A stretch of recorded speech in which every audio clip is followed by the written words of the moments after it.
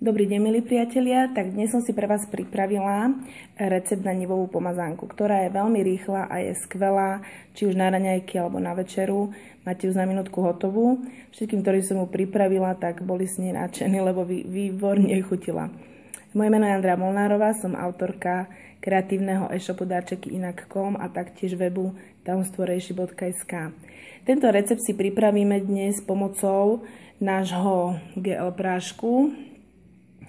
Môžete použiť buď, ak máte reishi mushroom, alebo niektorú časť. Takže GL-ko to je to, ktoré nie je horké, ktoré je takej neutrálnej chuti, takže aby nám to nejak tam niečo nepokazilo.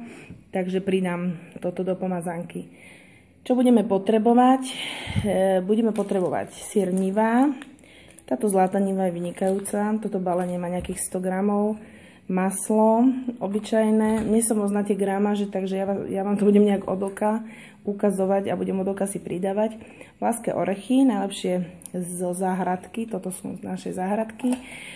Kyslá smotana a to je všetko. A vlastne ja už tu mám prichystanú odmerku mushroom prášku, alebo pridáte lyžicu, to už je proste na vás. Takže celý recept spočíva v tom, že vlastne všetko zmiešame dokopy. Ja som si dala polovicu masla do misky už, som si ho tu troška rozmiešala.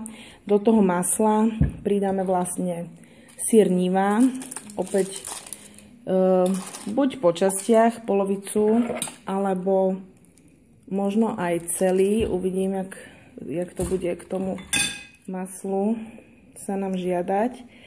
Takže vlastne len vidličkou rozpučíme, proste všetko zmiešame, všetky suroviny dokopy. Dáme tam aj tú smotanu, aby sa nám to, také 2 lyžičky smotany dám do toho ešte. Nemusíme soliť nič, tým, že tá niva je slaná. Takže zamiešame. Pridáme do toho, aby bola konzistencia dobre natierateľná, pridáme do toho nasekané vlaské orechy, ktoré ste si už popredu tiež pripravili. Úplne podľa vašej chuti, jak vám to vyhovuje, keď potrebujete mať viacej masla, pridáte, keď potrebujete viacej smotany. Ak nemáte doma smotanu, kľudne lyžicu bieleho jogurtu. Takže už ako bude chutiť, dám si tam, posypem tým mushroom práškom, aby ste videli, že vlastne s tým použitím DXN receptov sa dá absolútne, DXN produktov sa dá absolútne experimentovať. Môžete vyrobiť čokoľvek. Pridáme orechy. Zamiešame.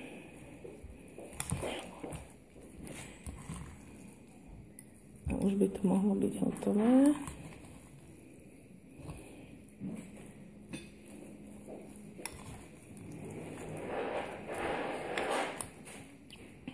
No, môžeme natrieť.